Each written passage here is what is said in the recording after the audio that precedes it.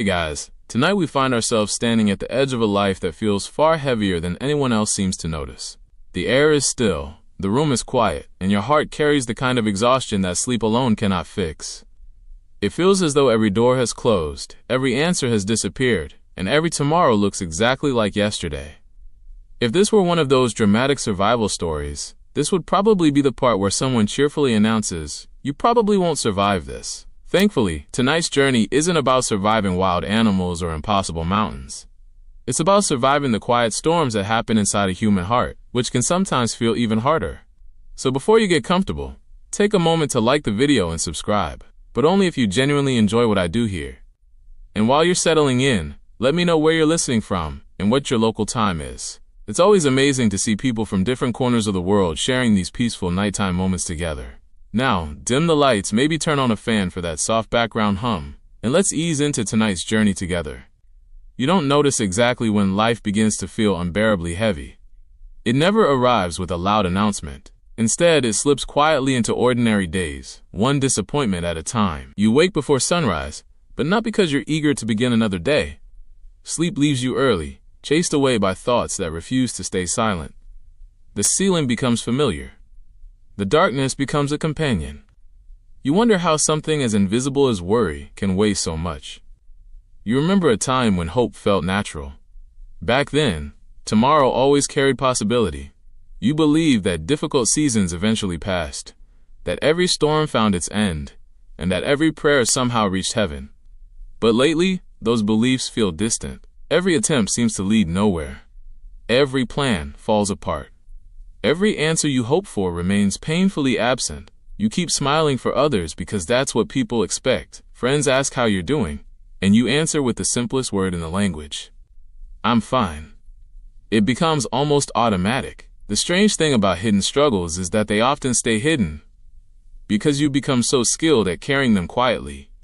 No one notices how tired your smile has become. No one hears the conversations happening inside your mind, long after everyone else has gone to sleep. Sometimes you wonder if anyone truly sees you, not the version of you that goes to work, not the version that replies politely, not the version that laughs at the right moments. The real you, the one who is slowly running out of strength. You begin questioning things you once accepted without hesitation. Why does life feel unfair? Why do good people experience painful seasons?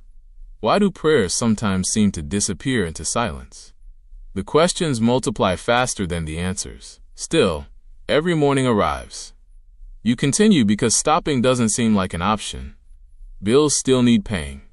Responsibilities still wait. People still depend on you. So you keep moving, even when your heart begs for rest. On certain evenings, you sit alone near a window.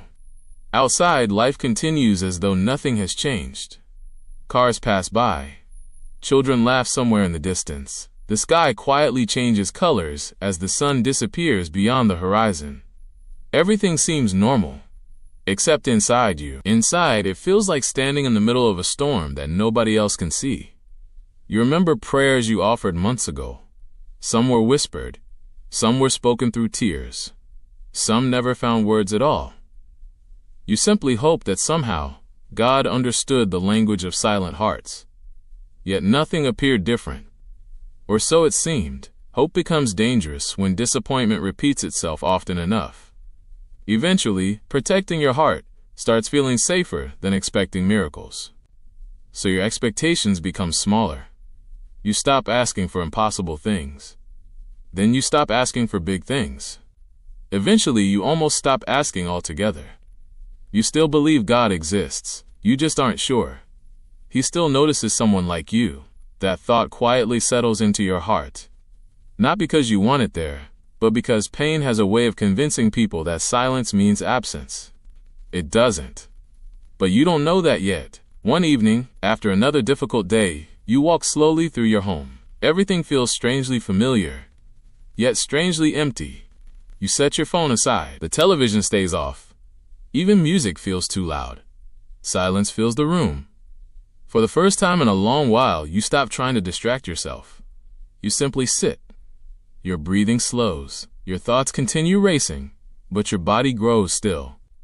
Without realizing it, your eyes close, not because you've decided to pray, because you've run out of everything else. No speeches, no carefully chosen words, no impressive expressions of faith. Only exhaustion. Only honesty. Only the quiet hope that maybe, just maybe, heaven still listens when earthly strength finally disappears. You don't realize it, but this quiet moment is different from all the others, not because lightning appears, not because angels suddenly fill the room, not because every problem instantly disappears. It's different because something inside you has finally become completely real. No pretending, no performance, no trying to sound faithful enough. Just a heart that has reached the end of itself. Sometimes that's exactly where the greatest journeys begin. You don't know what tomorrow holds. You don't know whether circumstances will improve quickly or slowly. You certainly don't expect your entire life to change. In fact, if someone told you tonight that this ordinary moment would become the turning point you would remember forever, you would probably smile politely without believing them. Because miracles rarely announce themselves before they arrive.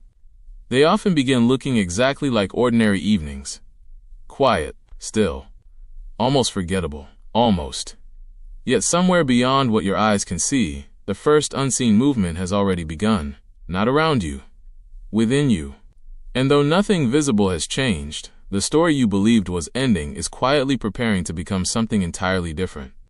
The room remains quiet long after your eyes open again. Nothing has changed. The walls are still the same. The unpaid bills still rest where you left them.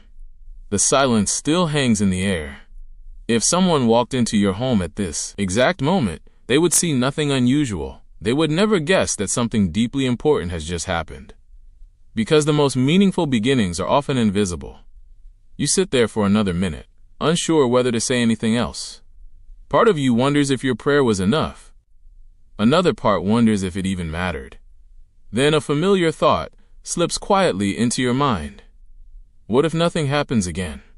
You've heard stories before. People speak about miraculous answers, unexpected blessings, impossible recoveries, perfect timing. Yet your own life has rarely felt like one of those stories.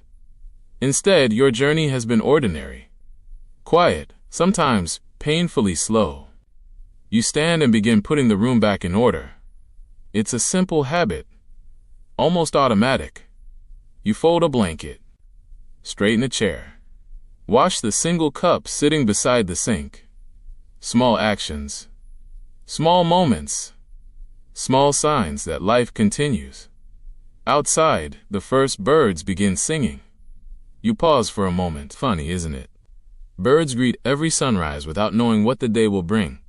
They simply sing, not because every day is easy, because they were created to trust the morning. You smile ever so slightly. Perhaps trust doesn't always begin with certainty. Perhaps it begins with choosing the next small step. The next morning arrives much like every other. The alarm rings. You stretch slowly. For one brief second, yesterday's prayer almost slips from your memory. Until you notice something unusual, not around you. Within you, the heaviness hasn't disappeared. But somehow, it isn't crushing you quite as much. The problems remain exactly the same. Yet your breathing feels steadier. Your thoughts aren't racing quite as fast. It's a change so small that you almost dismiss it. Maybe you're simply imagining it. Maybe you finally slept a little better. Or maybe you don't finish the thought. Hope still feels dangerous. You prepare breakfast quietly. Toast. A cup of coffee. Nothing fancy. As steam rises from the mug, sunlight slowly fills the kitchen. You've watched this same sunrise hundreds of times. Today, for reasons you can't explain, you actually notice it. Golden light touches the countertop. Tiny dust particles float through the air like miniature stars. The world feels peaceful, only for a moment. But moments matter. On your way to work, traffic moves slowly. Normally this would irritate you. Today you simply wait. The driver beside you smiles at a child crossing the street. The child waves back enthusiastically. You find yourself smiling too. Again, nothing miraculous. No dramatic signs. No booming voice from heaven. Just little reminders that goodness still exists. You begin wondering whether you've spent so much time looking for giant miracles that you've forgotten to notice quiet ones. Later that afternoon, work becomes stressful again. A deadline changes unexpectedly. Someone criticizes your efforts. Old frustration begins returning. You can almost feel anxiety climbing back into your chest. Then something surprising happens. Without thinking, you whisper 3 simple words. Help me, Lord. That's all. No long speech, no desperate pleading. Just 3 honest words. The anxiety doesn't vanish instantly, but it stops growing, like waves reaching the shore before gently pulling back again. You breathe deeply, finish your task, move forward. As evening approaches, clouds gather across the sky. Rain begins falling softly against your window. Normally, rain makes you feel lonely. Tonight it sounds comforting. You sit quietly listening. Each drop reminds you that gentle things can still be powerful. Rain shapes mountains. Time heals wounds. Faith grows quietly. You remember something your grandmother once said many years ago. God often whispers before he shouts. At the time, you never understood what she meant. Perhaps she wasn't talking about hearing voices. Perhaps she meant learning to notice peace before seeing answers. The thought stays with you. Before bed, instead of scrolling endlessly through your phone, you sit in silence again. This time, praying feels slightly easier. Still simple. Still honest. Thank you for today. Only 4 words. Not because everything was perfect, because somehow, you made it through. Sometimes gratitude begins long before circumstances improve. As days quietly pass, little moments begin collecting like drops of rain filling a river. A stranger holds a door open. Someone unexpectedly compliments your kindness. You laugh at something genuinely funny. You sleep 30 minutes longer than usual. You notice flowers blooming beside a sidewalk you've walked for years without seeing. Life itself hasn't changed. Your eyes have. The difference is almost impossible to explain. You still carry unanswered questions. Still face uncertainty. Still wonder how your biggest problems will ever be solved. Yet beneath those worries, something steadier has appeared. A tiny seed, not confidence, not certainty, faith. Small enough to overlook, strong enough to grow. One evening you find yourself opening an old Bible that has gathered dust on a shelf. You honestly can't remember the last time you read it. You open randomly. Your eyes fall on a single verse about not being afraid. You smile softly. Maybe coincidence. Maybe not. Either way, it was exactly what your heart needed. You close the book gently. No fireworks. No supernatural vision. Only quiet encouragement. Sometimes God doesn't remove the storm immediately. Sometimes he teaches you how to breathe peacefully while standing in the rain. Without realizing it, you're slowly becoming someone different.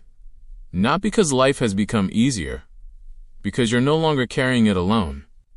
The change is still invisible to everyone else. Even you struggle to describe it. But heaven notices.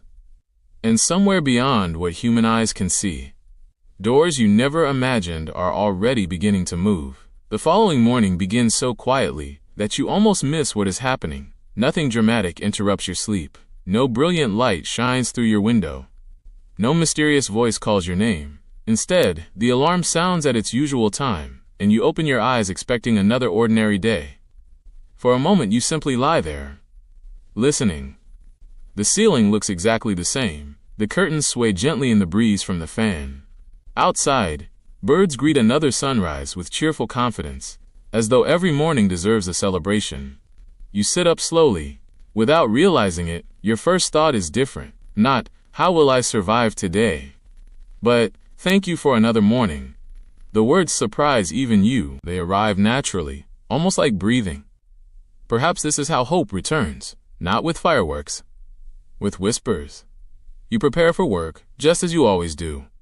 Brush your hair, straighten your clothes, pick up your keys. Yet everything feels just a little lighter. The problems haven't disappeared. Your bank account hasn't magically filled overnight. The unanswered questions still exist, but your heart is no longer carrying them with quite the same weight. As you step outside, cool morning air brushes against your face. You pause for only a second. The sky stretches endlessly above you, painted with soft shades of pink, orange, and pale blue. How many mornings have looked this beautiful while you were too worried to notice? You honestly don't know. On the way to work, you stop at a small neighborhood cafe. Normally you rush in, collect your coffee, and hurry back to your car. Today you notice an elderly man sitting alone by the window. He smiles warmly as your eyes meet. "Beautiful morning," he says. You almost answer automatically. Instead, you stop. "It really is." He nods. Every sunrise is another chance. Simple words. Perhaps something you've heard before. Yet today, they settle differently. You carry those words with you as you continue your day. At work, the same challenges wait. Emails continue arriving. Deadlines still approach. Unexpected problems still appear. Nothing about your job has changed. Except, your reactions have. When frustration begins rising, you catch yourself before it grows. You breathe deeply. You whisper another quiet prayer. "Guide me." Only 2 words. They don't erase the challenge. They steady your heart. By lunchtime, rain clouds gather once again. The office windows fill with tiny droplets. Most people complain about the weather. You simply watch. Each raindrop reminds you that growth often happens beneath cloudy skies. Plants don't argue with the rain. They quietly receive what they need. Perhaps people were designed to do the same. That afternoon, your phone vibrates. An old friend you haven't spoken to in months sends a simple message. "Just wanted to check on you. You've been on my mind today." You stare at the screen. The timing feels unusual. You hadn't told anyone about your struggles. Yet somehow, someone thought of you. You reply with gratitude. The conversation isn't long. It doesn't solve your problems, but it reminds you of something important. You were never as alone as your fears tried to convince you. Sometimes heaven answers prayers through ordinary people. They never realize they're being used. They simply choose kindness. As evening arrives, you decide to take a walk instead of going straight home. The park nearby is peaceful. Children laugh on the playground. Dogs chase tennis balls. Older couples stroll hand in hand beneath tall trees. Life quietly continues all around you. You sit on a wooden bench beneath a large oak tree. Leaves dance gently in the breeze. Sunlight filters through the branches, creating shifting patterns across the grass. Nature has an amazing way of slowing busy thoughts. You close your eyes, not to escape, simply to listen. Wind, birdsong, children laughing, leaves rustling. The world has always been full of quiet music. You were simply too overwhelmed to hear it. Nearby, a little girl accidentally drops her ice cream. She looks heartbroken. For a second, you expect tears. Instead, her father kneels beside her, smiles warmly, and says, "That's okay. We'll get another one." Within moments, she's smiling again. Children recover so quickly because they trust someone bigger than themselves. The thought stays with you long after they leave. Perhaps faith is learning to trust your Heavenly Father the same way, not because accidents never happen, because His care doesn't disappear when they do. As twilight settles across the park, streetlights begin glowing softly. You stand to leave. You climb into bed. Outside, rain has stopped. Stars slowly appear between drifting clouds. As sleep begins to find you, one final thought quietly settles into your heart. Maybe miracles aren't always sudden events. Maybe sometimes they begin as tiny daily changes that slowly transform an entire life. And without realizing it, that transformation has already begun. The days continue moving forward, one sunrise at a time. Not every morning feels peaceful. Not every prayer feels powerful. Some days your heart feels light. Other days, old fears quietly return, knocking on the door of your thoughts as though they never truly left. That surprises you. You expected faith to erase every doubt. Instead, you discover something different. Faith and doubt often walk beside each other. The difference is simply which one you choose to follow. One Monday morning, you wake before the alarm. A familiar heaviness settles across your chest. The worries you thought had disappeared suddenly return. The unpaid bills, the uncertain future, the unanswered questions. Nothing has changed overnight. For a few minutes, you lie perfectly still, staring at the ceiling once again. The old voice whispers, "See, nothing is different." For a moment, you almost believe it. But then another, quieter voice reminds you of something you've been learning. Take the next step. Not the next year, not the next month. Just the next step. You sit up slowly, place your feet on the floor. Take one deep breath. Then another. Sometimes, courage doesn't roar. Sometimes it simply gets out of bed. You make breakfast almost absent-mindedly. Coffee, toast, a sliced apple, nothing special. Yet while washing your plate afterward, sunlight catches the tiny drops of water flowing across your hands. The moment feels strangely beautiful. How many ordinary moments have always carried beauty, while your attention was fixed only on problems? Probably more than you could ever count. Later that day, unexpected news arrives. Your company announces budget cuts. Several departments may lose employees. Anxiety spreads quickly through the office. People begin whispering. Rumors multiply. Everyone wonders who might be next. Your heart starts racing. The old fear immediately returns. What if it's you? You don't know. No one does. For several minutes, panic begins taking control. Then you quietly excuse yourself. You walk into an empty stairwell. No one follows. The building becomes silent. Standing alone, you close your eyes. You don't ask for guarantees. You don't ask to know the future. You simply whisper, "Lord, whatever happens, stay with me." That prayer feels different, not because it removes uncertainty, because it places uncertainty into stronger hands. When you return to your desk, the situation hasn't changed. The rumors continue. The conversations continue, but your breathing has slowed. Sometimes peace arrives before answers do. As the week unfolds, uncertainty remains. No announcements, no decisions, just waiting. Waiting has never been your favorite thing. Most people don't enjoy it. Waiting exposes everything we cannot control. Yet each evening, you continue praying. Some prayers last 10 minutes. Some last 30 seconds. One evening, all you manage to say is, "I trust you." Only 3 words, but they cost you more courage than any long speech ever could. During one lunch break, you decide to walk through a nearby community garden. Colorful flowers bloom everywhere. Roses, lilies, sunflowers reaching toward the afternoon sun. An elderly gardener notices your curiosity. He smiles kindly. "Beautiful, aren't they?" You nod. "They're amazing." He gently touches a blooming rose. Most people only notice this part. Then he points toward the soil. They forget how long everything stayed hidden underground. You remain silent. He continues watering the flowers. Roots grow where nobody claps. Those words stay with you long after you leave. Perhaps your own life is growing roots. Invisible, patient, strong. Growth isn't always visible. Sometimes the deepest changes happen where nobody can see. That evening, you write the gardener's words on a small piece of paper. You tape it beside your mirror. Roots grow where nobody claps. Every morning afterward, you read those words. Slowly, they begin changing how you see difficult seasons. Instead of asking, "Why am I still waiting?" you begin asking, "What is growing inside me while I wait?" The question changes everything. A few days later, you receive disappointing news. The opportunity you secretly hoped for goes to someone else. For a brief moment, tears fill your eyes. You had quietly imagined that perhaps this was God's answer.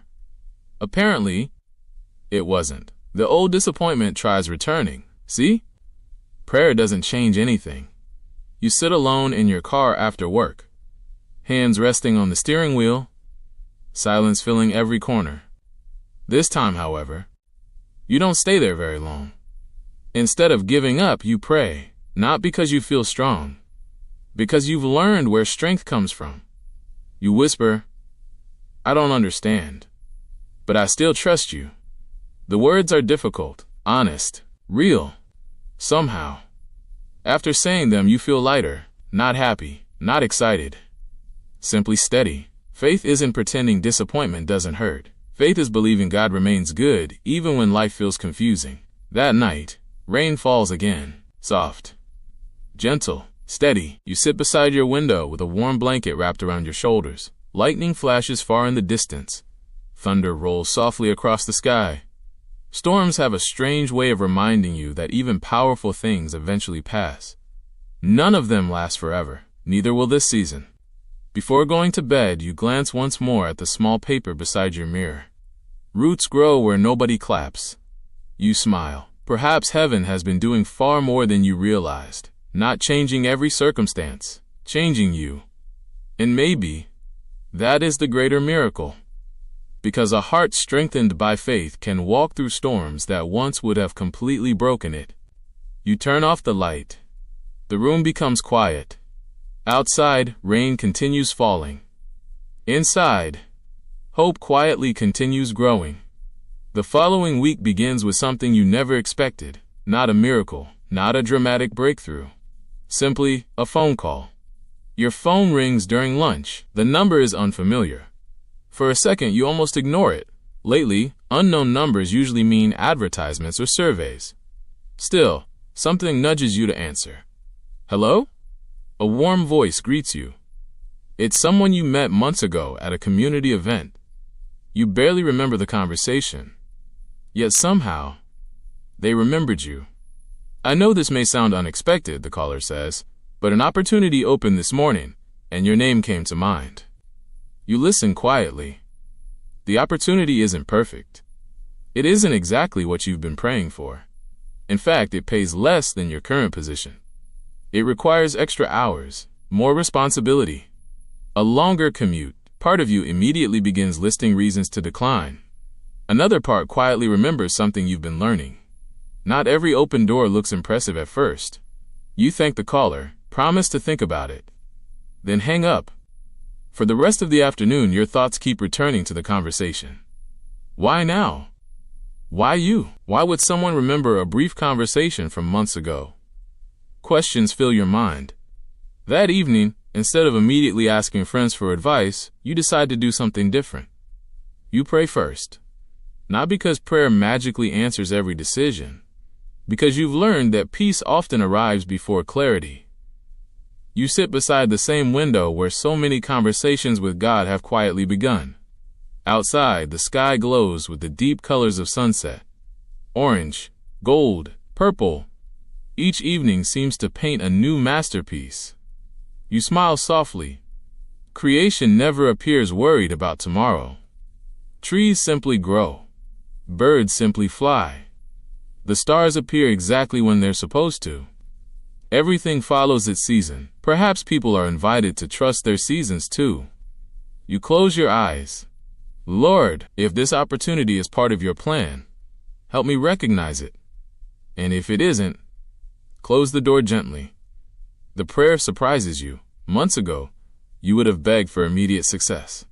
Now, you ask for guidance instead. Something inside you has changed.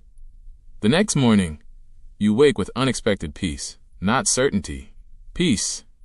Sometimes those are different things. You decide to meet the caller for coffee after work. The cafe is small and welcoming. Warm lights hang from the ceiling. The smell of fresh bread fills the room. The person greets you with genuine kindness. As you talk, you learn more about the opportunity. It's with a small nonprofit organization, helping families facing difficult seasons. The work isn't glamorous. There are no impressive titles, no luxurious offices, no promises of quick success. Yet every story they share revolves around helping people find hope. Something stirs quietly inside your heart, not excitement. Recognition, almost as though a forgotten part of yourself has suddenly awakened. The conversation lasts nearly 2 hours. You ask thoughtful questions. They answer honestly. Before leaving, the director smiles. We're looking for someone with compassion more than perfection. Those words stay with you. Compassion more than perfection. How different that sounds from the world around you. On your way home, traffic moves slowly again. This time, you don't mind. You keep thinking about the meeting. Years ago, you believed success meant climbing higher, larger offices, better salaries, greater recognition. Now you begin wondering whether real success might look very different. Perhaps it's becoming the kind of person who leaves every room a little brighter. That night, sleep doesn't come immediately, not because you're anxious, because your mind is full of possibilities. You quietly ask yourself, when was the last time I felt genuinely alive? The answer surprises you. It wasn't during promotions, or achievements, or moments when others applauded you. It was always during moments when someone else's burden became lighter because you were there. You think back to the injured sparrow, the little girl with the dropped ice cream, your old friend who sent a simple message, the gardener. Every meaningful moment recently has involved kindness. Perhaps that isn't coincidence. Perhaps God has been gently reshaping what matters most. The next few days pass in thoughtful prayer. You don't rush your decision. Each morning begins with gratitude. Each evening ends with trust. Finally, one quiet Friday afternoon, you make your choice. You accept the opportunity. Not because every question has been answered, because peace has remained. Friends react differently. Some celebrate your courage. Others question your decision. Are you sure? It seems risky. What if it doesn't work? You understand their concerns. Honestly, you share many of them. But for the first time in a very long while, fear no longer makes your decisions. Faith does. On your final day at your old job, something unexpected happens. Several coworkers quietly approach you. One thanks you for always listening. Another says your encouragement helped during a difficult season. Someone else admits your kindness made stressful days easier. You stand there quietly, almost speechless. You thought your work had been ordinary. Apparently, it had mattered more than you realized.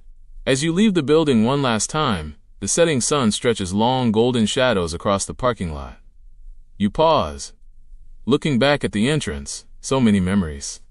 So many worries, so many prayers. You smile. This chapter wasn't wasted. It prepared you for the next one. Sometimes, God doesn't open a new door immediately. First, He prepares the person who will walk through it. You climb into your car. The future remains unknown. But something beautiful has happened. Unknown no longer feels frightening. It feels full of possibility. Because you've learned that wherever the path leads, you won't be walking. Tonight we wake up somewhere you definitely didn't expect. A chilly Viking farm tucked between towering mountains, deep forests, and a quiet northern fjord.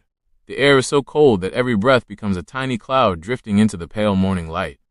Your bed is not exactly what you would call luxurious. It's a pile of straw covered with wool blankets that somehow managed to keep only half of the cold away. And before you get too comfortable imagining yourself as a fearless Viking hero, I should warn you that you probably won't survive this. At least not if you are hoping for hot showers, fresh coffee, or sleeping until noon. Instead, your greatest battle today might involve convincing a particularly stubborn goat that breakfast time has actually arrived. So before you get comfortable, take a moment to like the video and subscribe, but only if you genuinely enjoy what I do here. And while you're settling in, let me know where you're listening from and what your local time is. It's always fascinating to see people from around the world relaxing together before sleep. Now, dim the lights. Maybe turn on a fan for that soft background hum, and let's ease into tonight's journey together. You slowly open your eyes. For a few quiet moments, nothing makes sense. The ceiling above you is built from thick wooden beams, darkened by years of smoke rising from countless fires. Instead of smooth painted walls, rough timber surrounds you. Somewhere nearby, a log pops softly in the central fire pit, sending tiny sparks dancing toward a hole in the roof where the smoke escapes into the cool morning air. The room smells of burning birch wood, fresh hay, damp wool, and yesterday's stew lingering inside an iron cooking pot. You blink several times. This certainly isn't your bedroom. You sit upright beneath a heavy wool blanket. The floor beneath your bare feet feels uneven and surprisingly cold. Every step reminds you that there are no polished floors here. Only tightly packed earth that has served this household for generations. Outside, the faint cry of seabirds echoes across the fjord. A sheep bleats somewhere nearby. Then another. A rooster announces the beginning of another northern morning with complete confidence. apparently unaware that you are still trying to understand why you've somehow become a Viking farmer. Around you, the longhouse slowly comes alive. An elderly woman quietly stirs glowing embers back into a lively fire. Young boy sleepily rubs his eyes while reaching for thick leather boots. Someone quietly hangs a heavy iron cooking pot above the flames. Nobody rushes. Nobody complains. Morning simply arrives, and everyone already knows what must be done. You pull a rough wool tunic over your head. It feels heavier than modern clothing, woven carefully from sheep's wool by patient hands long before sunrise on countless winter mornings. A leather belt wraps around your waist. Thick trousers protect your legs from the cold. Simple leather shoes wait beside the bed, their soles stitched by hand. Nothing here exists for fashion. Everything exists because survival demands it. As you step outside, cold northern air immediately greets your face. The world is breathtakingly quiet. Before you stretches a peaceful fjord, reflecting the first soft colors of dawn. Mountains rise beyond the water, their rocky slopes covered with dark evergreen forests. Thin mist drifts lazily across the shoreline. Tiny wooden boats rest quietly beside a narrow dock. The beauty almost makes you forget how cold your fingers have become. Deep breath fills your lungs with crisp, clean air, unlike anything you've experienced before. It smells of pine trees, salt water, fresh earth, and distant wood smoke rising from neighboring farms. This place feels wonderfully alive, yet life here is anything but easy. Unlike the legendary Viking warriors who sail across distant seas seeking adventure, your greatest responsibility lies much closer to home. The fields, the animals, the family. Without successful farmers, there could be no explorers, no merchants, no kings. Every loaf of bread, every bowl of porridge, every winter meal begins with ordinary people quietly working the land. That realization makes this peaceful morning feel unexpectedly important. You notice simple wooden fences surrounding small fields. Beyond them, sheep graze quietly on dew-covered grass. A few shaggy cattle lift their heads as you approach. Nearby, several goats wander confidently between rocks as though they own the entire valley. Perhaps they do. One particularly curious goat walks directly toward you. It stares for several long seconds, then gently nudges your hand, clearly expecting breakfast. Apparently your reputation as the farm's official food provider began before sunrise. You can't help smiling. Even in the Viking age, goats remain wonderfully determined. The elderly farmer standing nearby notices your hesitation. Without saying much, he hands you a wooden bucket filled with dried hay. No instructions, no speeches, simply quiet trust that you'll figure things out. And somehow, you do. The animals gather peacefully. Sheep nibble contentedly. The cattle chew slowly. The stubborn goat happily claims the largest pile, as though this had always been part of the plan. Morning sunlight gradually spreads across the valley. Golden light touches the mountains first, then the forests, finally the little farm where your entirely new life has quietly begun. You realize something remarkable. The world here moves differently. Nobody hurries, because hurrying changes nothing. The seasons decide the rhythm. The weather decides the work. The land teaches patience. For perhaps the first time in a very long while, you simply breathe. The wind carries the distant sound of waves gently touching the rocky shore. Somewhere across the fjord, another rooster answers the first. Children laugh outside another farmhouse. An axe strikes wood in slow, steady rhythm. The entire valley wakes together. And without realizing it, you have become part of its quiet morning song. This is only your first sunrise as a Viking farmer. There will be long days ahead, hard work, unexpected lessons, simple joys hidden inside ordinary routines. But for now, the day has only just begun, and the northern sky is waiting for you to take your very first steps into a life shaped not by glory, but by the quiet courage of everyday work. The morning has barely begun, and already the farm expects something from you. Not tomorrow, not after breakfast. Now, the animals have eaten their first meal, but their care is far from finished.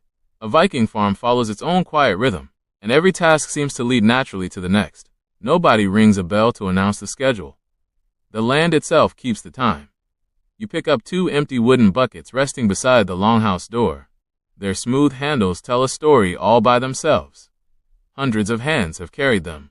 Hundreds of mornings have begun exactly like this one. The old farmer gives you a simple nod toward a narrow path leading downhill. No explanation is necessary. Water. Every household needs it. Every single day, you begin walking across damp grass sparkling with tiny drops of morning dew. The air feels cool enough to make your cheeks tingle, yet the gentle sunlight slowly warms your shoulders. The path winds between clusters of wildflowers growing freely among scattered stones. Tiny purple heather, bright yellow buttercups, small white daisies dancing gently whenever the breeze passes by. Nobody planted them. Nature simply decided they belonged here. Soon you hear the sound before you see it. Water. A clear stream tumbles over smooth rocks, singing the same quiet song it has probably sung for thousands of years. You kneel beside the bank. The water is astonishingly clear. You can see every pebble beneath its surface. Tiny fish dart quickly between patches of waving green plants before disappearing into deeper pools. Carefully, you lower the buckets. The icy water rushes inside with surprising force. You lift one bucket. It feels much heavier than expected. Apparently, carrying water is excellent exercise, disguised as ordinary life. You make your way back toward the farm, one careful step at a time. No spilled water. At least, almost none. By the time you return, the household is already busy. A woman kneads dark barley dough on a broad wooden table. A young girl spins wool using a simple spindle with patient hands. An elderly man sharpens a farming knife on a smooth stone. Nobody wastes time. Yet nobody appears hurried either. There is a difference. Modern life often rushes. Viking life simply continues. Breakfast waits inside, not pancakes. Definitely not cereal. Instead, a steaming bowl of barley porridge mixed with goat's milk sits beside a thick slice of coarse rye bread. A little honey has been carefully drizzled across the top. Honey is precious. Every drop matters. You taste the porridge, simple, warm, surprisingly comforting. After eating, work begins again, almost immediately. The old farmer hands you a wooden rake. Its handle feels smooth from years of use. Together, you walk toward the nearby fields. The soil here isn't especially generous. Northern Scandinavia offers beauty in abundance. Rich farmland. Not always. Every small patch of growing ground has been cleared by hand. Stones removed one after another. Tree roots dug from the earth. Years of careful effort transformed wilderness into farmland. You begin raking loose soil into neat rows. The work is repetitive, slow, peaceful. The only sounds are birds singing, distant sheep calling, and the steady scrape of wood across earth. After a while, you notice something unusual. Nobody talks very much, not because people are unfriendly, because silence feels perfectly comfortable here. Every person understands their task. Conversation comes naturally when needed. Quiet arrives naturally, too. As the sun climbs higher, you pause to wipe sweat from your forehead. The old farmer notices. He smiles. Good soil rewards patient hands. Only 5 words, yet somehow they sound like wisdom collected over an entire lifetime. You continue working. Hours pass gently. The rows slowly become straighter. The field gradually begins looking ready for planting. Progress here isn't measured by speed. It's measured by steady effort. Near midday, several ravens land on a nearby fence. They watch everything with remarkable confidence. One tilts its head curiously toward you. Another hops closer. Perhaps they're hoping for dropped grain. Or perhaps ravens simply enjoy supervising hardworking farmers. Either explanation seems equally believable. A young boy runs across the field carrying a woven basket. Inside are dried apples and fresh cheese. Lunch. Everyone gathers beneath the shade of a broad birch tree. Nobody eats alone. Simple food somehow tastes richer. After honest work, the breeze carries the scent of pine forests mixed with freshly turned earth. Clouds drift lazily across a brilliant blue sky. You lean back against the tree trunk. For a few peaceful moments, nobody does anything. Rest itself is part of the work. Soon, however, the afternoon calls everyone back. This time you help repair a wooden fence surrounding the sheep pasture. One loose post, several weathered rails, a handful of wooden pegs, no complicated tools, just careful craftsmanship. You quickly discover something about Viking farmers. They rarely throw useful things away. Broken wood becomes firewood. Old rope gets repaired. Worn tools receive new handles. Every object earns a second chance whenever possible. Resources are too valuable to waste. As the afternoon begins fading toward evening, you hear laughter. Several children chase one another through tall grass, while pretending to be famous Viking explorers sailing across distant seas. One proudly holds a stick shaped like a sword. Another wears a wooden bucket as an extremely impressive helmet. History may remember mighty warriors. Children will always remain wonderfully imaginative. Watching them, you can't help smiling. Life here is undeniably difficult. Yet joy quietly appears anyway. Perhaps happiness has never depended upon comfort quite as much as people sometimes believe. The sun slowly begins descending toward the mountains. Golden light stretches across the fields you helped prepare. Your shoulders feel pleasantly tired. Your hands are dusty. Your boots carry little pieces of Scandinavian soil. For the first time, they feel like your boots. As everyone walks back toward the longhouse together, smoke already curls gently from the roof. Evening is approaching. The day's work is ending. And somewhere inside, another simple meal and another quiet lesson waits beside the warm fire. Morning arrives a little earlier than you expect, not because anyone wakes you, because the sun does. In the far north, the changing seasons shape every hour of life. During parts of the year, daylight seems eager to begin its work long before most people would consider opening their eyes. Soft golden light slips through the smoke hole above the hearth. Birdsong echoes across the valley. Somewhere outside, a cow announces that breakfast should not be delayed under any circumstances. Apparently, Viking cattle are wonderfully punctual.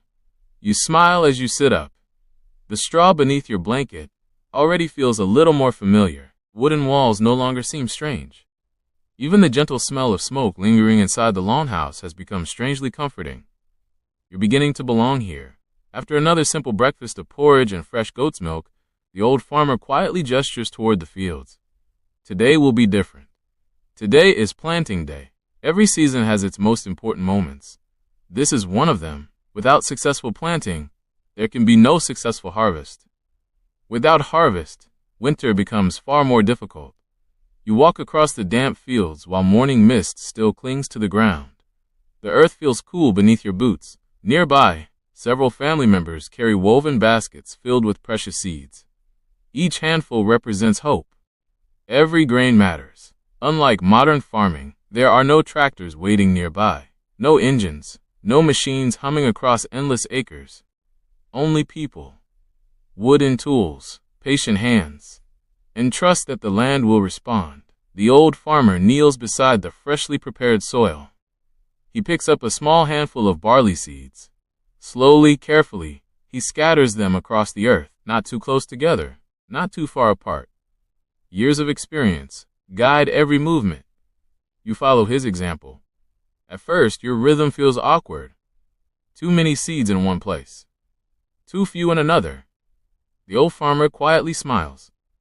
He doesn't criticize. Instead, he simply demonstrates again.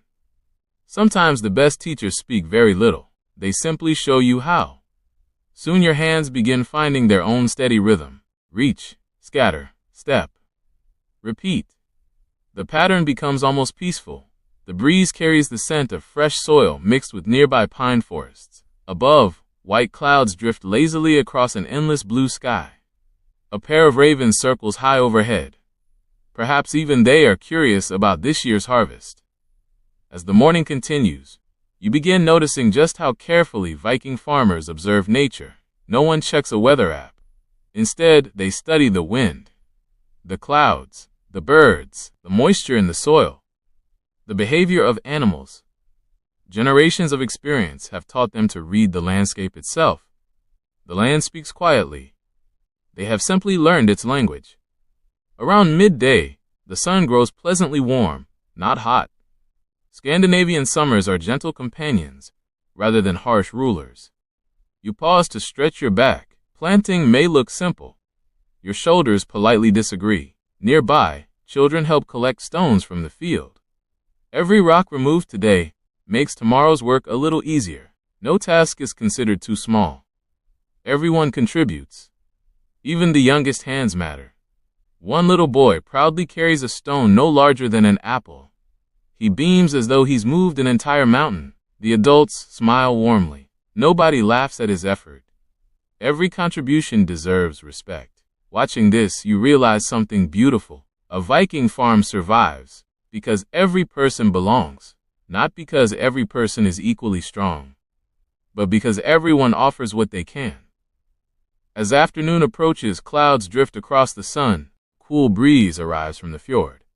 The barley seeds disappear beneath a thin layer of soil. Now comes the hardest part. Waiting. No farmer can force a seed to grow. No amount of worrying changes the seasons. Once the work is finished, nature takes over. The old farmer stands quietly at the edge of the field, hands resting on his wooden staff. He looks across the freshly planted rows with calm satisfaction. Then he says softly, "The earth rewards patience." Another short sentence. Another lifetime of wisdom. You wonder how many seasons he has watched come and go. Probably too many to count. As you begin walking home, you notice tiny wild bees moving patiently from flower to flower, completely unaware of history, or kingdoms, or famous Viking voyages.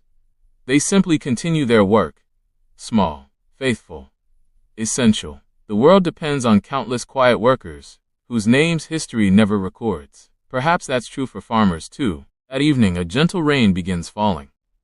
Instead of worrying, everyone smiles. Freshly planted fields welcome soft rain. Children run outside laughing as cool drops splash across the grass. The adults simply stand beneath the roof, watching the clouds with grateful eyes. Sometimes rain isn't an interruption. It's an answer. Inside the longhouse, supper cooks slowly over the fire. The smell of vegetable stew fills the room. Fresh bread cools on a wooden board. Someone begins quietly carving a new wooden spoon. Another repairs a fishing net. Even rest remains productive here. Nothing feels wasted. After the meal, you step outside once more. Rain has stopped. The evening sky glows with shades of pink and gold. Tiny drops of water sparkle across the freshly planted field. The valley feels incredibly peaceful. You know the seeds are hidden beneath the soil. Invisible now, yet full of possibility. Perhaps people aren't so different. The most important growth often happens where nobody can see it. You breathe deeply. Cool northern air fills your lungs. Across the fjord, the last sunlight touches distant mountain peaks. Tomorrow will bring another day of work, another lesson, another quiet chapter in this surprisingly peaceful Viking life. And somewhere beneath the earth, thousands of tiny seeds have already begun the silent journey toward becoming tomorrow's harvest. The morning after planting arrives with a welcome surprise, not because something extraordinary has happened, but because nothing has. The fields remain exactly as you left them. There are no tiny green shoots waving happily in the breeze, no miraculous overnight harvest. Only smooth rows of quiet earth stretching toward the edge of the valley. If farming has one great lesson, it is this: patience cannot be rushed. You step outside the longhouse, while the air still carries the cool freshness of dawn. A thin blanket of mist floats across the meadow. The fjord lies perfectly still, reflecting the pale pink sky so clearly that it almost seems like another world resting beneath the water. Somewhere in the distance, a gull cries as it circles above the shoreline. Closer to home, sheep wander lazily through their pasture. Life continues exactly as it should. The old farmer joins you, glances toward the fields for only a moment before turning his attention elsewhere. You find that curious. You expected him to inspect every row. Instead, he simply nods. The seeds know what to do. That is all he says. It is enough. The work now belongs to time. Since the fields require little attention today, other jobs patiently wait. There is always something that needs doing on a Viking farm. You begin by helping gather firewood. An empty cart stands beside the barn. Its wooden wheels creak cheerfully as you pull it along a narrow forest path. Tall pine trees rise high above your head. Their branches sway gently with every breeze, filling the air with the clean scent of resin. Sunlight filters through the needles, creating moving patches of gold across the forest floor. Birds flit from branch to branch. A curious squirrel pauses on a tree trunk to watch you pass before disappearing into the greenery. The forest feels peaceful, yet everyone here treats it with respect. It provides wood for warmth, timber for homes, berries, mushrooms, and herbs for food. But it can also become dangerous if someone grows careless. The old farmer reminds you never to wander too far alone.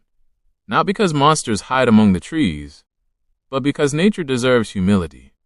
After gathering fallen branches and cutting a few dead trees, the cart slowly fills. Each log feels surprisingly heavy. By now your shoulders have grown stronger than when you first arrived. Work has quietly changed you, not dramatically, steadily. As you make your way back toward the village, the morning sun climbs higher into the sky. The mist has disappeared. Children run between the longhouses, chasing one another with endless energy. A shaggy dog happily joins the game, although no one seems entirely sure whether he is helping or making things more chaotic. Probably both. You leave the firewood beside the longhouse before receiving your next task. Today, one of the sheep needs its thick winter wool trimmed. The animal seems completely unconvinced that this is a good idea. You approach carefully. The sheep takes one suspicious look at you and immediately walks away. The old farmer chuckles softly. Apparently this happens every single year. Eventually, with patience and a handful of fresh grass, the sheep agrees to cooperate. Mostly, large iron shears feel surprisingly heavy in your hands. Slowly, you begin trimming thick curls of soft wool. Large fluffy pieces tumble onto the grass. The sheep gradually transforms from a walking cloud into something much slimmer. It looks mildly offended by the entire experience. You honestly cannot blame it. Nearby, women carefully gather the freshly cut wool into woven baskets. Nothing is wasted. Later, the wool will be washed, spun into thread, and woven into warm clothing and blankets. Every season prepares for the next. As midday approaches, the smell of fresh bread drifts from the longhouse. Lunch today includes barley bread, smoked fish from the fjord, creamy goat cheese, and a handful of wild berries collected earlier in the week. Simple food. Honest food.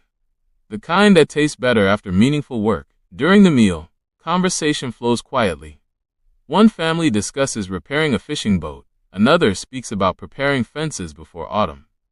An elderly grandmother tells a story that causes everyone to laugh. Even though you only catch part of it, her cheerful smile is enough to understand the ending.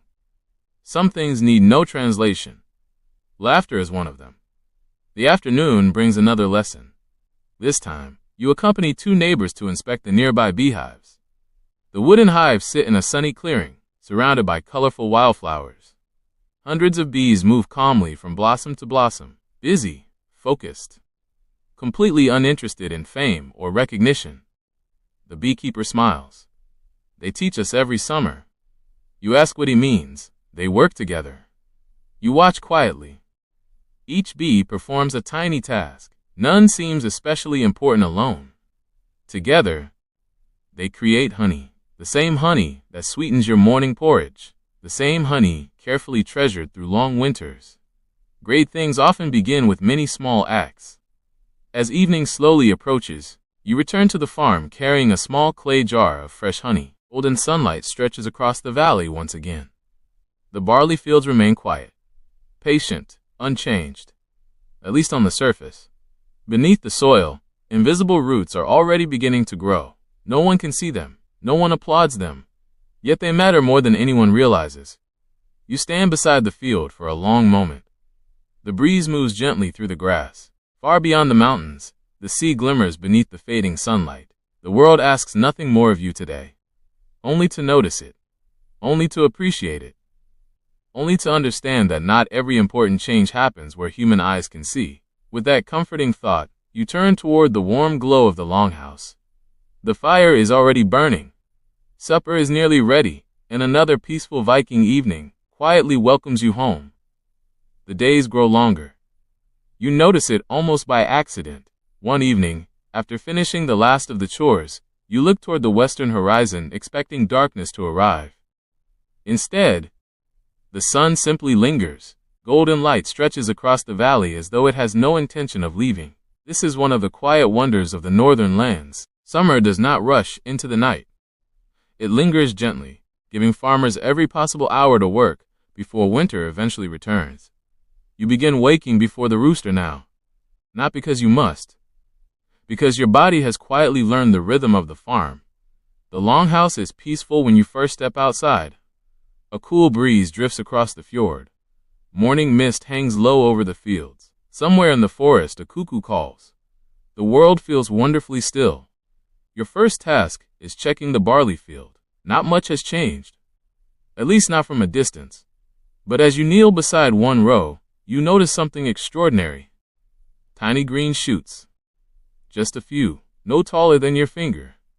Small enough that someone hurrying past would never notice them. You smile. The seeds have kept their promise. The old farmer joins you without saying a word. He simply nods. No celebration, no excitement. This is how life works. Patient effort. Quiet growth.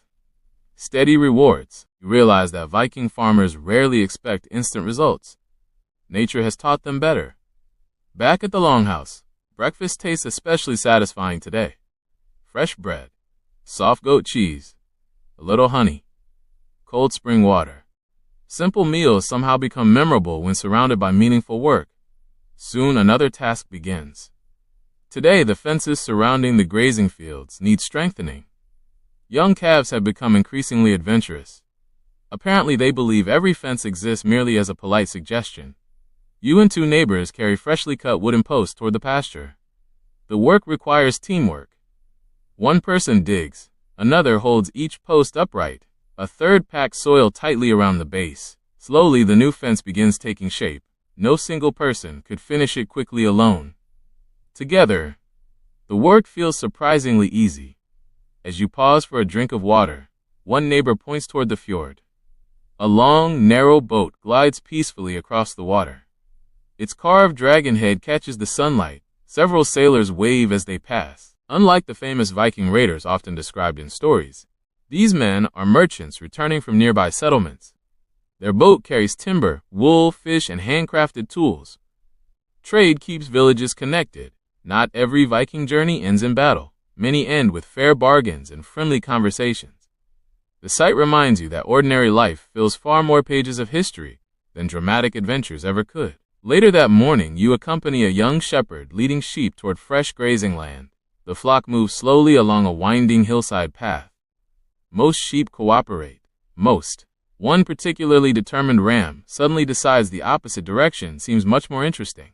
Without warning, it trots confidently uphill. The shepherd sighs. Apparently, this ram has been making independent life choices for several years. Together, you gently guide the runaway back toward the flock. The ram looks completely unconvinced. You suspect he will attempt another escape tomorrow. Some personalities never change. By midday, warm sunshine fills the valley. Wildflowers bloom across the hillsides. Bluebells, buttercups, red clover, bees hum happily from flower to flower. Butterflies drift lazily above the grass. Everything seems alive. You sit beneath a large oak tree while sharing lunch with several neighboring families. Children laugh while tossing smooth stones into the fjord. Older villagers exchange stories about previous harvests. One elderly fisherman quietly repairs a net without ever looking down. His hands know every knot by memory. Watching him work is almost hypnotic. Experience has transformed difficult skills into peaceful habits. The afternoon brings another responsibility. The fishing nets hanging beside the dock need repair before tomorrow's trip. Although you know almost nothing about net making, an older woman patiently shows you each knot. At first, your fingers refuse to cooperate. The rope twists. The knots loosen. Everything seems backwards. She smiles kindly, then demonstrates again. Slowly, your hands begin remembering. By sunset, your repaired section looks almost respectable. Almost. The woman laughs softly. It will catch fish. Coming from her, that feels like high praise. As evening settles across the valley, smoke rises from every longhouse. Families gather for supper. Dogs curl beside doorways. Chickens settle quietly onto their roosts. Even the sheep seem ready for sleep. You carry a bucket of fresh water toward the house. Halfway there, you stop. The fjord has become perfectly still. The mountains reflect across its surface with astonishing clarity. For a few peaceful moments, it becomes impossible to tell where the land ends and the sky begins. Silence surrounds everything. Not empty silence. Living silence. The kind that invites slow breathing. The kind that gently untangles busy thoughts. You realize something. When you first arrived, every task felt unfamiliar. Now, you instinctively know where each tool belongs. Which path leads to the stream? Which goat always asks for extra hay? Which floorboard inside the longhouse creaks loudest after sunset? This place no longer feels borrowed. It feels like home, not because it is easy, because you have slowly become part of its rhythm. The stars begin appearing one by one above the northern mountains. The evening air grows cooler. Tomorrow will bring more work, more fences, more animals, more quiet lessons hidden inside ordinary moments. And somehow, you find yourself looking forward to every Tonight we wake up on the warm banks of the mighty Nile River, where the first golden rays of sunlight are already painting the desert with shades of amber and gold. Palm trees sway gently in the morning breeze. Birds glide silently above the calm water, and somewhere in the distance, the sound of temple bells echoes across an ancient city that has not yet fully awakened. You stretch beneath a simple linen blanket, wondering why your bed suddenly feels much firmer than usual. Before you get too comfortable imagining yourself living the glamorous life of ancient Egypt, I should probably warn you that you probably won't survive this. At least not if your plan involved air conditioning, coffee, or checking your phone every 5 minutes. Around here, your biggest daily challenge might simply be making sure you don't spill expensive ink across a royal document. So before you get comfortable, take a moment to like the video and subscribe, but only if you genuinely enjoy what I do here. And before we begin our quiet journey together, leave a comment telling me where you're listening from and what your local time is. I always enjoy seeing how people from all around the world gather here each night. Now dim the lights, maybe turn on a fan for that soft background hum, and let's ease into tonight's journey together. You slowly open your eyes. Above you stretches a flat mud brick ceiling, supported by sturdy wooden beams darkened by years of desert heat. The room feels pleasantly cool, despite the warm climate outside. Thick mud brick walls protect the house from the blazing Egyptian sun, keeping the morning air surprisingly comfortable. A woven reed mat rests beneath your feet as you carefully stand. Everything around you feels unfamiliar. Simple wooden stools, clay jars lined neatly against one wall, a woven basket filled with rolled papyrus scrolls, bundles of carefully cut reed pens tied together with linen cord. This is clearly no ordinary home. You glance toward a polished bronze mirror hanging nearby. The face looking back belongs to a young ancient Egyptian. Your dark hair is neatly trimmed. A fresh white linen tunic hangs comfortably around your shoulders. Around your neck rests a small carved amulet shaped like the Eye of Horus. You have become an Egyptian scribe. Outside, the city is beginning to wake. Warm sunlight spills across narrow streets lined with whitewashed mud brick houses. Women carry clay jars toward nearby wells. Bakers remove fresh loaves from rounded clay ovens. Donkeys patiently wait beside wooden carts loaded with baskets of vegetables. Everything moves with quiet purpose. No one appears hurried. The day simply unfolds one careful step at a time. The smell of warm bread drifts through the air. Mixed with it comes the scent of fresh dates, crushed herbs, river water, and distant incense rising from temple courtyards. You take a deep breath. The air itself seems filled with history. As you begin walking toward the river, the Great Nile slowly reveals itself beyond the houses. Its wide blue waters shimmer beneath the rising sun. Fishing boats drift quietly across the gentle current. Papyrus reeds sway softly along the riverbanks. White ibis birds search patiently through the shallow water. Everything feels calm, steady, timeless. You have heard people call Egypt the gift of the Nile. Standing here, you immediately understand why.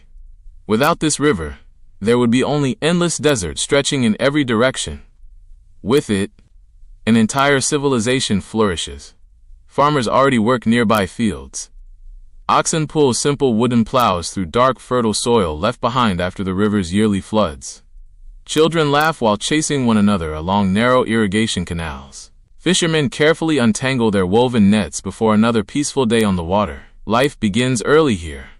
Not because anyone demands it, because the rising sun gently invites everyone to begin. You continue toward a modest building near the temple complex. Unlike grand palaces or towering monuments, this place appears surprisingly simple, yet inside rests something more valuable than gold: knowledge. A gentle elderly instructor welcomes you with a warm smile. Without many words, he places a rolled papyrus scroll into your hands. The material feels surprisingly smooth, much lighter than parchment, much more delicate than paper. Every scroll represents hours of careful work. Papyrus plants gathered from the Nile, thin strips carefully pressed together, dried beneath the Egyptian sun, polished until ready for writing. Nothing here is wasted, not time, not materials, not words. You unroll the scroll carefully. Across its surface flow elegant rows of hieroglyphs painted in neat black ink. Tiny birds, eyes, reeds, owls, waterlines, symbols that seem almost alive. Each one carries meaning. Each one preserves memory. You suddenly realize something remarkable. As a scribe, your hands do not build pyramids. They preserve kingdoms. Kings may rule, farmers may harvest, builders may construct temples, but scribes ensure none of it is forgotten. That responsibility feels surprisingly peaceful. Outside, the sounds of the city continue drifting through the open doorway. Merchants greet early customers. Temple musicians quietly practice. The Nile flows with the same patient rhythm it has followed for thousands of years. Inside the quiet room, you dip your reed pen into black ink for the very first time. The tip touches smooth papyrus. One careful symbol appears, then another, slowly, patiently. The story of your new life begins to unfold, one graceful hieroglyph at a time. The morning sun climbs steadily higher above the Nile. Its golden light spills across the temple courtyard, warming the smooth limestone beneath your sandals. The air remains pleasant for now, but everyone knows the desert heat will become much stronger before midday. That is why most important work begins early. You carefully roll yesterday's papyrus scroll and place it inside a woven basket. Your instructor watches quietly. He smiles. Today, he says, your real education begins. Writing in ancient Egypt is far more than placing symbols on a page. Every mark carries meaning. Every line demands patience. Every scroll may one day become part of history. You enter a peaceful room, known as the House of Life. Unlike the busy streets outside, this place feels wonderfully calm. Rows of low wooden tables stand neatly across the room. Bundles of papyrus scrolls fill carefully built wooden shelves. Clay jars hold fresh ink. Small windows allow soft sunlight to enter without making the room too hot.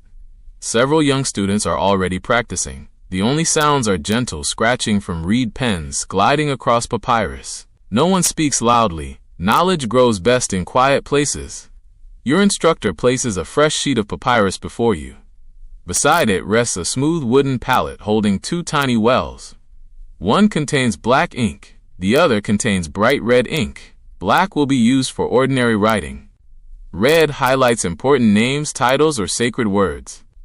Even colors carry meaning. Next comes the writing tool itself. Your reed pen appears surprisingly simple. One end has been carefully cut into a fine point. Before every lesson, you gently chew the tip for a moment. The fibers soften slightly, creating a delicate brush capable of making graceful strokes. It seems unusual at first. Soon it feels perfectly natural. The instructor carefully writes the first hieroglyph, a simple reed leaf. You copy it. Too large. He smiles kindly, then demonstrates again. This time your symbol is too narrow. Again he nods patiently. Writing, he reminds you, is not a race.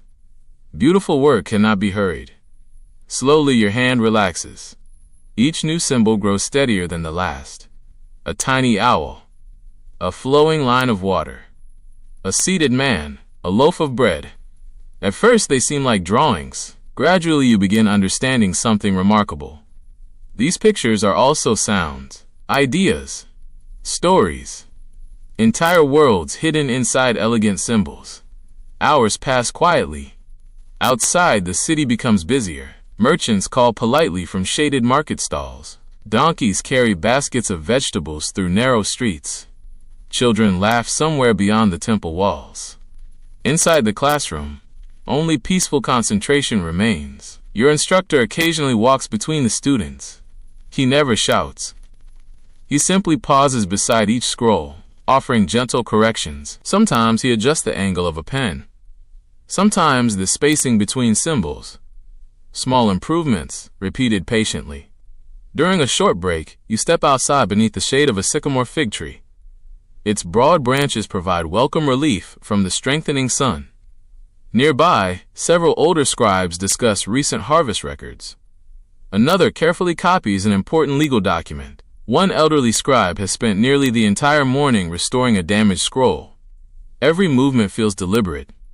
There is no wasted effort. You notice that scribes rarely carry swords. Their greatest tools are their minds and steady hands. In a kingdom filled with soldiers, builders, priests, and merchants, knowledge itself becomes a quiet form of power. Soon the lesson resumes. Today you begin copying a familiar saying practiced by generations of Egyptian students. Be patient with your hand. Simple words. Yet they seem to describe far more than writing. Perhaps they describe life itself. The afternoon light grows warmer. Your fingers become stained with tiny marks of black ink. The smell of papyrus mixes with fresh reeds and warm limestone. Strangely, you find the scent comforting. One mistake catches your attention. A single crooked hieroglyph interrupts an otherwise neat line. You instinctively reach to fix it. Your instructor gently stops your hand. He hands you a smooth stone. With careful movements, you lightly polish away the ink before writing the symbol again. Even mistakes, he explains, deserve patience, not frustration. By late afternoon, your first complete practice page lies before you. The hieroglyphs are not perfect. Some lean slightly, others remain uneven. But they are yours. Your own careful work. Your instructor studies the page, then quietly nods. You are learning to listen. You look confused. I only wrote symbols, you reply. He smiles. No. You listened. To your hand. To your breath. To the page. Only then do you understand. Writing is not simply about speaking through ink. It is also about becoming quiet enough to hear. As the lesson ends, you roll your completed practice scroll with great care. Outside, the Nile sparkles beneath the afternoon sun. Fishing boats drift peacefully across the water. Palm leaves sway gently in the warm breeze. The city continues its busy rhythm. Yet your own pace has changed. Everything feels slower, calmer, more intentional. You realize something unexpected. Long before becoming a skilled scribe, you are first learning how to become a patient observer. And perhaps that is the most valuable lesson of all. The next morning begins with the gentle rustle of papyrus reeds swaying beside the Nile. The river greets the dawn in the same quiet way it always has. Long before kings built monuments, long before great temples rose from the desert, the Nile was already here. Patiently flowing north toward the sea, you leave your home while the air still feels pleasantly cool. The streets are slowly waking once again. A potter opens the wooden shutters of his workshop. A baker arranges fresh loaves of bread on woven trays. A donkey lazily chews its breakfast, looking as though it has absolutely no interest in beginning another day of work. You silently admire its confidence. If only every busy morning started with that level of determination to avoid responsibility. You smile and continue toward the house of life. Today's lesson will not begin with writing. Instead, you will learn how writing itself is made. Inside the courtyard, several older scribes wait beside bundles of freshly harvested papyrus plants. The tall green stalks have been gathered from the marshes lining the Nile. Their feathery tops sway gently in the morning breeze. At first glance, they look like ordinary reeds, yet these simple plants will soon become the pages that preserve an entire civilization. Your instructor lifts one stalk. With a small bronze knife, he carefully removes the tough outer layer. Beneath it lies a soft white center. He slices it into long, thin strips. Each strip must remain smooth and even. Too thick, and the sheet becomes rough. Too thin, and it tears easily. Patience guides every cut. You begin trying it yourself. Your first strip bends awkwardly. The second is uneven. The third finally looks respectable. The instructor gives an approving nod. You continue slicing until a neat stack grows beside you. Next comes the weaving. The strips are placed side by side across a flat wooden board. Another layer crosses them in the opposite direction. Like threads in a woven cloth, slowly, carefully, a sheet begins taking shape. A smooth stone is rolled firmly across the surface. The pressure helps the natural sap bind the layers together. No glue, no chemicals, only the plant itself, nature quietly completing the work. The finished sheet is placed beneath a wooden weight to dry beneath the Egyptian sun. Tomorrow it will become smooth enough for writing. You suddenly understand why every scroll is treated with such respect. Each one requires hours of careful craftsmanship before a single word is ever written. Nothing is ordinary here, not even the paper. As the morning continues, another lesson begins. This time, you prepare ink. Small clay bowls sit upon a wooden table. One contains fine black soot collected from oil lamps. Another holds crushed red ochre gathered from the desert. Tiny drops of clean Nile water are carefully mixed into each powder. A little plant gum binds everything together. Slowly, the mixture transforms into rich black and bright red ink. The colors seem almost magical. Simple materials becoming something capable of preserving history. You gently stir the mixture using a slender reed. The smooth liquid catches the sunlight beautifully. Nearby, another student accidentally tips over his bowl of black ink. For one frozen moment, nobody moves. Then the elderly instructor quietly hands him a cloth. No anger, no scolding, only calm patience. The boy cleans the table, refills the bowl, begins again. Mistakes happen. The lesson continues. By midday, the ink has thickened perfectly. You test your freshly prepared reed pen upon a small practice sheet. The first graceful black line appears, smooth, even. The ink flows exactly as it should. You cannot help smiling. This time, nothing spills. A small victory, but a satisfying one. Outside, the temple gardens shimmer beneath bright sunshine. Palm trees cast cool shadows across stone pathways. Colorful lotus flowers float peacefully upon a quiet pond. Dragonflies dance above the water. The entire garden feels like a place designed for slow breathing. You pause there during the midday break. Nearby, two elderly scribes quietly discuss records written decades earlier. One gently unrolls an old scroll. Its symbols remain clear despite the passing years. The ink has outlived the people who first wrote it. That thought lingers in your mind. Perhaps writing is a conversation across time. One generation speaks, another listens. The afternoon brings careful practice. Today you copy short lists instead of long sentences. Grain, bread, water, cattle, dates. Simple words. Yet every symbol demands precision. The instructor reminds you that government records, harvest reports, temple offerings, and family histories all depend upon accuracy. One missing mark could change everything. As the shadows grow longer, your hands move more confidently. Your posture feels relaxed. The reed pen no longer feels unfamiliar. Instead, it rests naturally between your fingers, like an old friend. The classroom grows quieter still. Even the scratching of reed pens seems slower now, almost musical. The warm breeze drifting through the windows carries the scent of lotus blossoms and fresh river water. Somewhere beyond the temple walls, fishermen call to one another while guiding boats toward the evening shore. Life continues, peacefully, patiently. You finish your final line. Carefully clean your pen. Seal the small clay ink jars. Roll your practice scroll. Everything has its proper place.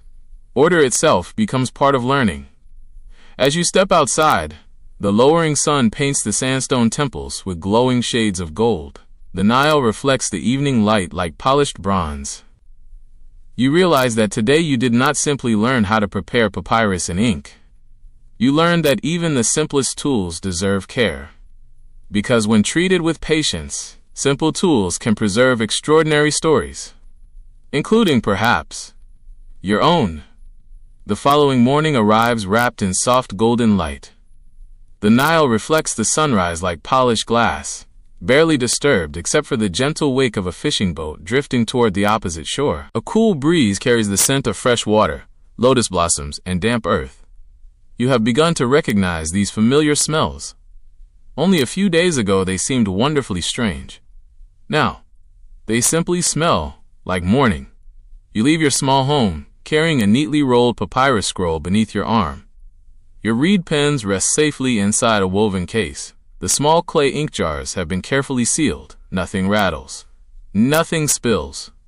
A scribe quickly learns that order saves both time and precious materials. As you walk through the awakening city, familiar faces greet you. The old baker raises a flour-covered hand. The potter smiles while placing newly fired jars outside his workshop.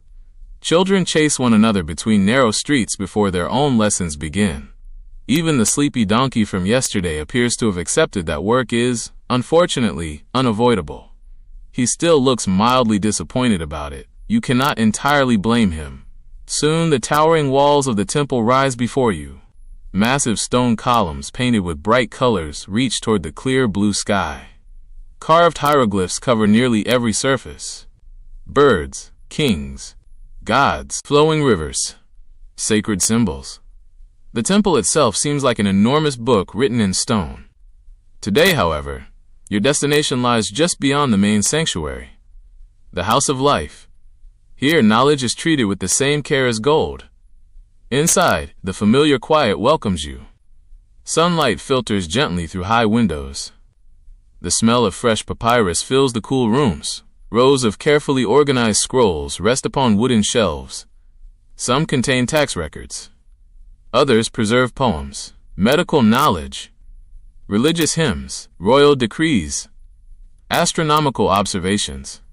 Every scroll protects a small piece of Egypt's memory. Your instructor waits beside a large wooden chest. Without speaking, he opens the lid. Inside rest dozens of ancient scrolls tied neatly with linen ribbons. Some appear nearly new. Others have grown soft with age. He gently lifts one. This, he says quietly, was written before your grandfather was born. You carefully accept the scroll. Its papyrus feels surprisingly delicate. The black ink remains beautifully clear, despite the passing decades. The handwriting belongs to another scribe whose name you will probably never know.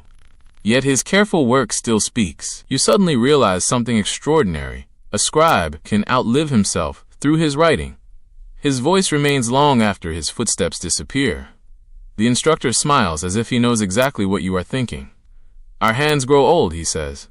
Our words may not. The lesson today focuses on copying older texts. Not because the originals are damaged, but because nothing lasts forever. Papyrus eventually becomes fragile. Fresh copies ensure valuable knowledge survives another generation. You carefully place the old scroll beside a blank sheet. Every symbol must be copied exactly. No guessing, no changing, no improving. Your task is not to rewrite history, only to preserve it. The first hieroglyph appears beneath your pen, a reed, then an owl, then flowing water. Slowly the lines continue. The room becomes wonderfully silent. Only the gentle scratching of dozens of reed pens fills the air. It almost sounds like soft rain.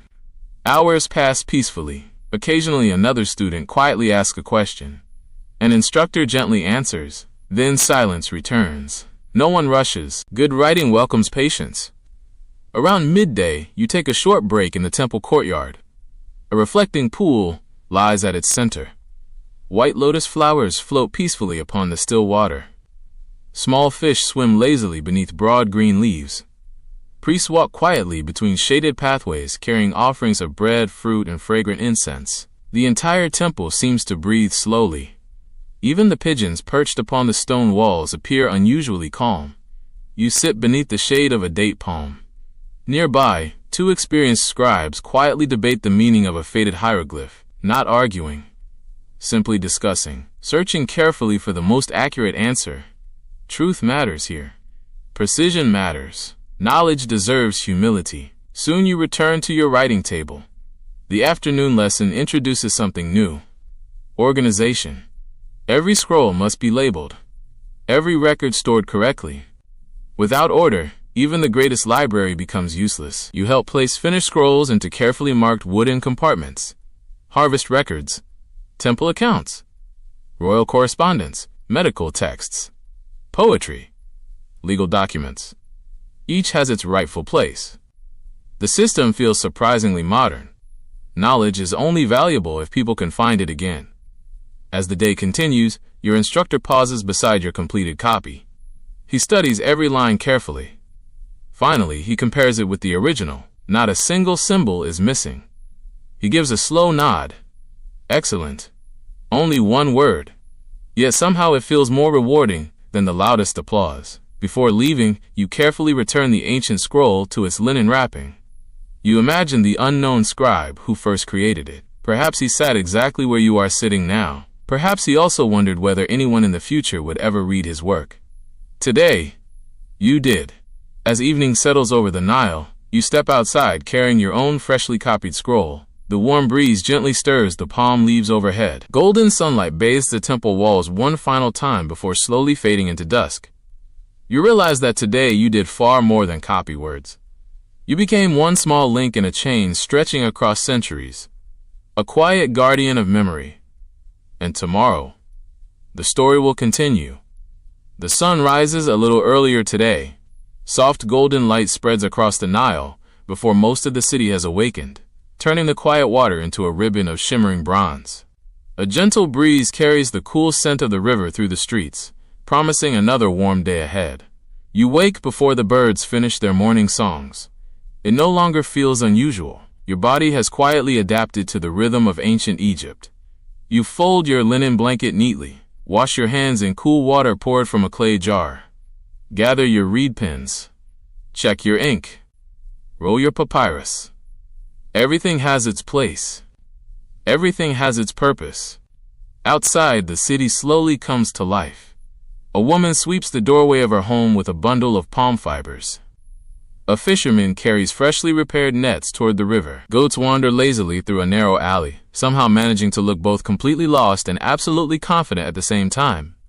Perhaps goats invented confidence. No evidence exists to support this theory, but they certainly behave as though they did. You smile quietly and continue toward the temple. Today's lesson will not remain inside the house of life. Instead, your instructor hands you a fresh scroll and gestures toward the fertile fields beyond the city walls. You will record the harvest. For the first time, your writing will serve the kingdom directly. You follow several experienced officials along a dusty road leading toward the floodplains of the Nile. The landscape gradually changes. Mud brick houses become open farmland. Palm groves give way to broad green fields. Irrigation canals sparkle beneath the morning sun. The rich black soil stretches as far as your eyes can see. Without the Nile, this would all be desert. With it, life flourishes in astonishing abundance. Farmers are already working. Some harvest barley with curved flint sickles. Others bundle wheat into neat stacks. Children gather fallen stalks behind the adults, laughing as they race one another across the fields. Oxen patiently pull wooden carts loaded with grain. Nothing appears hurried. Everyone knows exactly what must be done. Your instructor explains that every harvest must be carefully recorded, not because the pharaoh enjoys counting grain, but because accurate records ensure food reaches temples, workers, soldiers, and families throughout the kingdom. Writing feeds people in ways that are easy to overlook. An official kneels beside a large woven basket overflowing with barley. He counts carefully, then looks towards you. Your turn. You dip your reed pen into black ink. Carefully write the number beside the farmer's name. Your hand remains steady. Each symbol appears clean and precise. The official nods with quiet approval. One basket becomes 5. 5 become 20. Soon your scroll fills with neat rows of careful records. You realize something unexpected. Even ordinary numbers tell stories. A generous harvest means healthy families, full storehouses, peaceful winters, prosperity. Each line of writing reflects the work of countless hands beneath the Egyptian sun. Later that morning, an elderly farmer approaches carrying a basket of fresh dates. He offers several to your group. Their sweet flavor surprises you. You thank him politely. He smiles. My work fills your scroll. You make sure my work is remembered. Simple words. Yet somehow they stay with you. For a little while you walk beside him through the fields. He explains how the yearly flood leaves behind rich black soil, how the stars help predict the seasons, how every family watches the river with hope each year. Nature decides much. People simply learn to work with it. The lesson feels strangely familiar. Just like writing, neither farming nor knowledge can be rushed. By midday, the sun shines brightly overhead. The workers pause beneath woven shade shelters for lunch. Fresh bread, onions, dates, figs, cool water stored inside clay jars. Simple food tastes wonderful after a busy morning. Nearby, several children attempt to scare birds away from ripening grain. Their dramatic arm waving appears only moderately successful. The birds seem politely unimpressed. One particularly confident ibis waits until the children leave, then calmly returns to exactly the same place. Clearly, negotiations between birds and farmers have remained unresolved for thousands of years. The afternoon brings another task. You visit a large granary where harvested grain is stored. Its thick mud brick walls protect valuable food from heat and moisture. Workers carry heavy sacks inside, while officials carefully supervise every delivery. Again, your scroll grows longer. Names, measurements, locations, dates. Everything recorded, nothing forgotten. The instructor reminds you that a careless mistake could leave one village hungry, while another receives too much. Accuracy is an act of kindness. You had never considered that before. As the work finally ends, you climb a small hill overlooking the fertile valley. The Nile winds peacefully through endless green fields, bordered by a golden desert beyond. Palm trees sway gently. Fishing boats drift silently across the water. Smoke rises from distant villages preparing evening meals. The entire landscape seems balanced. River, field, village, temple, desert, each depending upon the others. You understand now why scribes are respected, not because they command armies, not because they possess great wealth, but because careful words create order from complexity. As the sun begins sinking toward the western horizon, you roll your completed harvest record with quiet satisfaction. Today, your writing did more than preserve history. It helped sustain a civilization.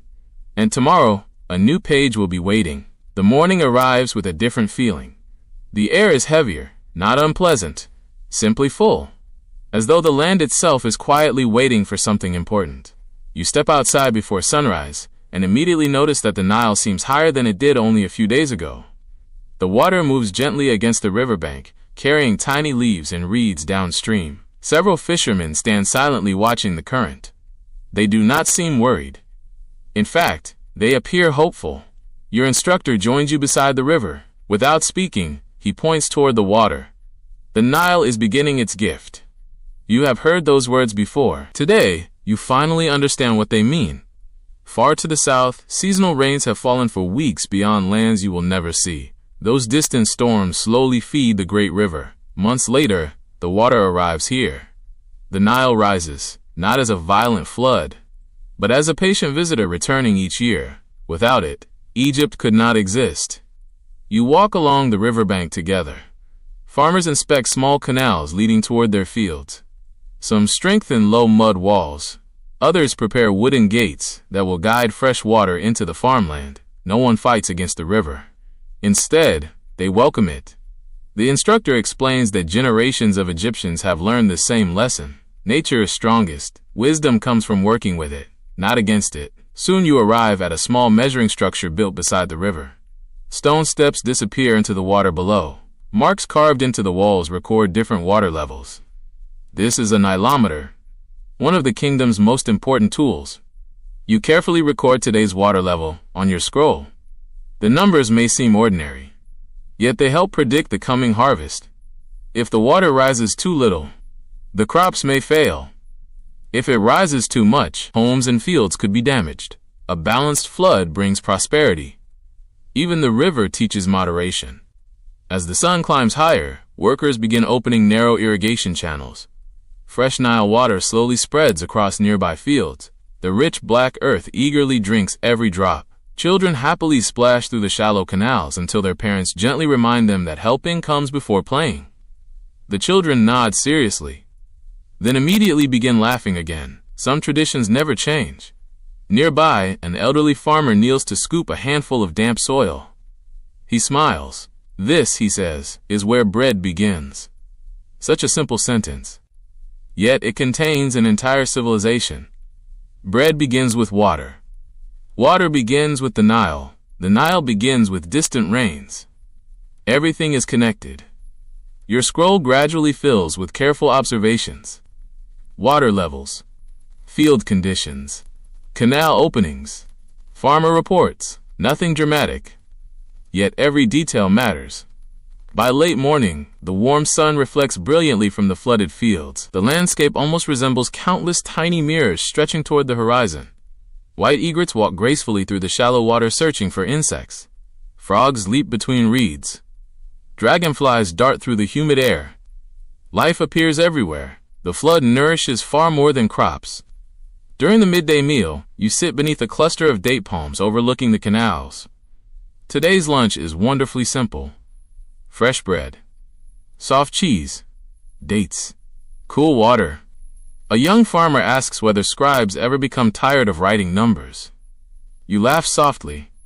Sometimes. He nods thoughtfully. I become tired of digging. Both of you smile. Then he adds something you will remember.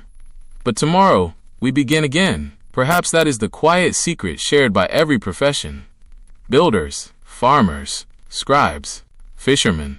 Each morning offers another chance to continue yesterday's work. The afternoon brings a peaceful boat journey.